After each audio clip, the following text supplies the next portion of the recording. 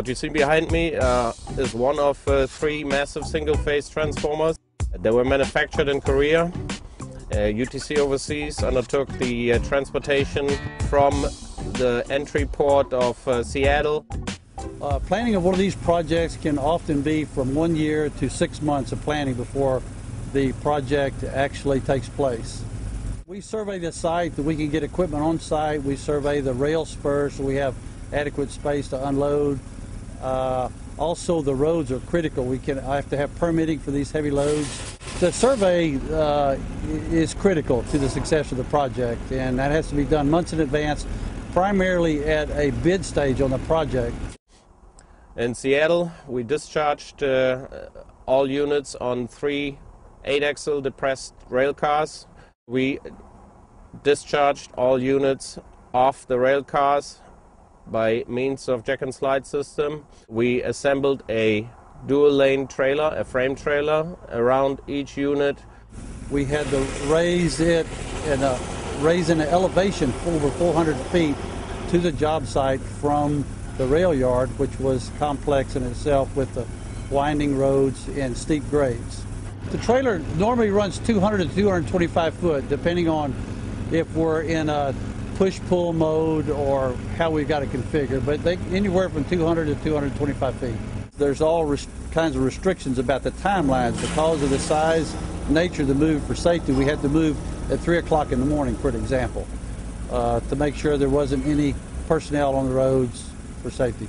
Of course, being early February out here, we have weather impact like snow and ice, even rain. These moves are impossible to be made, these steep grades in the snow and the rain. So we had to target a dry moment to do the steep pulls. Men are durable. We don't mind working in the rain, but for safety reasons, we can't go up steep grades in the rain and the snow.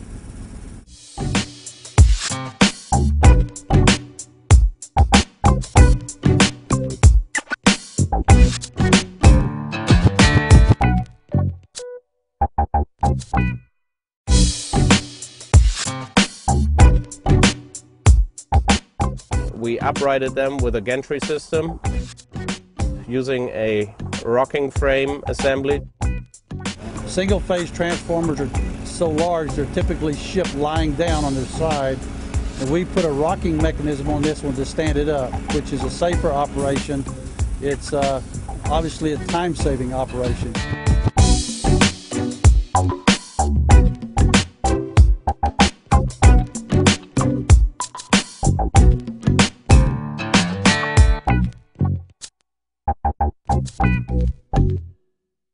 We slid it another 200 feet towards the foundation area, made a 90-degree turn, slid it onto the pad and lowered the unit onto foundation. The distance on the first transformer could be 1/8 of a mile on a sliding system to get it on the foundation. Then after it's on the foundation, we rotate it to get it on the proper orientation.